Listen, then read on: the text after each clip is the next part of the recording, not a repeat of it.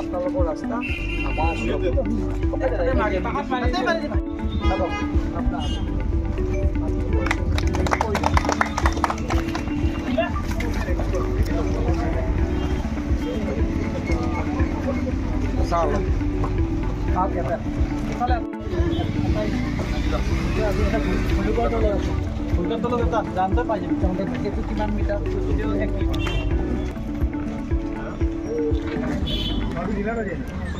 কমলপুৰৰ একেবাৰে বৰ্ডাৰ গোৰেশ্বৰ আৰু কমলপুৰৰ বৰ্ডাৰৰ এলেকাত ৰাস্তা ঘাটৰ অৱস্থা কিছু আগতকৈ বেয়া হৈছে।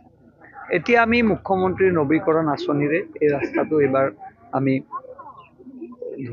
ব্যৱস্থা কৰিছোঁ আৰু বহুতবাৰ আপোনালোকে আমাক এই ৰাস্তাটোৰ কথা আপোনালোকৰ মাধ্যমৰ যোগেদি আমাক আপোনালোকে সোঁৱৰাই দিছিল আৰু আপোনালোকে উদ্দেশ্য কৰি কৈছোঁ যে আপোনালোকে কোৱা কথাটো আজি আমি ৰাখিলোঁ। পঞ্চায়ত নিৰ্বাচনৰ পিছত এই ৰাস্তাটো পকী নৱীকৰণত খুব সুন্দৰকৈ কৰি দিয়া হ'ব। ইয়াৰ উপৰিও আৰু দুটা ৰাস্তা আমি তাত ধৰা আছে, GWC খুব ধুনীয়াকৈ সেইকেইটা ৰাস্তা কৰি আৰু ৰাস্তা ঘাটৰ ক্ষেত্ৰত আপোনালোকেও যথেষ্ট নজৰ ৰাখিছে আৰু বিশেষকৈ এইবাৰ গাজবাৰী বৰডাংগৰি হৈছে এইবিলাক অঞ্চলত প্ৰায় ৰাস্তা ঘাট আমি 90% সম্পূৰ্ণ কৰাৰ পক্ষত আছোঁ। গুৱাহাটী গোৰেশ্বৰ বাইহাটা চালি গোৰেশ্বৰ ৰাস্তা হৈ আছে।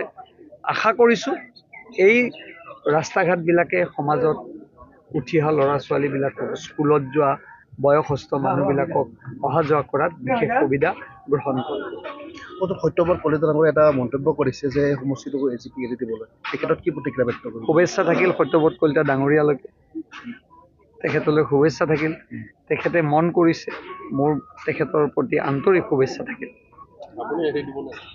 মইতো ক'লোঁ যে এই শুভেচ্ছাটো মই তেখেতলৈ দি থলোঁ। মইতো এতিয়া বিধায়ক হৈয়ে আছোঁ ইয়াতে। মই এৰা নেৰাৰ কথা নাহে। বিজেপি ভাৰতীয় জনতা পাৰ্টীৰ কাৰ্যকৰ্তাই এৰিবনে, এইটো সকলোতকৈ ডাঙৰ কথা। প্ৰশ্ন ভাৰতীয় জনতা পাৰ্টীৰ কাৰ্যকৰ্তাৰ ইয়াত ভাৰতীয় জনতা পাৰ্টী অধিক শক্তিশালী ৰূপত কাম কৰি আছে আৰু আপোনালোকে 4টা বছৰ দেখিলে, প্ৰায়ে আপোনালোকে মোক লগ পায় আৰু ভৱিষ্যত কাম কৰিছে। মই সেই কামখিনি কেতিয়াও বেয়া নকৰোঁ, কাৰণ আমাৰ লগত এলায়েন্স আছে। বাকী সময় ব্যৱস্থালৈ পৰিব, সময়ে ক'ব গোটেই কথাখিনি। এতিয়াতো আমাৰ পঞ্চায়ত নিৰ্বাচন, আমি সকলো পঞ্চায়ত নিৰ্বাচনত ব্যস্ত আছোঁ। 2 তাৰিখৰ বা 5 তাৰিখৰ ভিতৰত পঞ্চায়ত নিৰ্বাচন ঘোষণা হ'ব, তাৰপিছত পঞ্চায়ত নিৰ্বাচন হ'ব, তাৰপিছত লোকসভাৰ বা বিধানসভাৰ কথা আহিব। আৰু এইবাৰ লোকসভাত আমি প্ৰায় 60,000 লিড দিছোঁ, আপোনালোকে দেখিছে। সকলো কথা বিবেচনা সময়ে ক'ব, টাইমে ক'ব আৰু। ঠিক আছে, থেংক ইউ।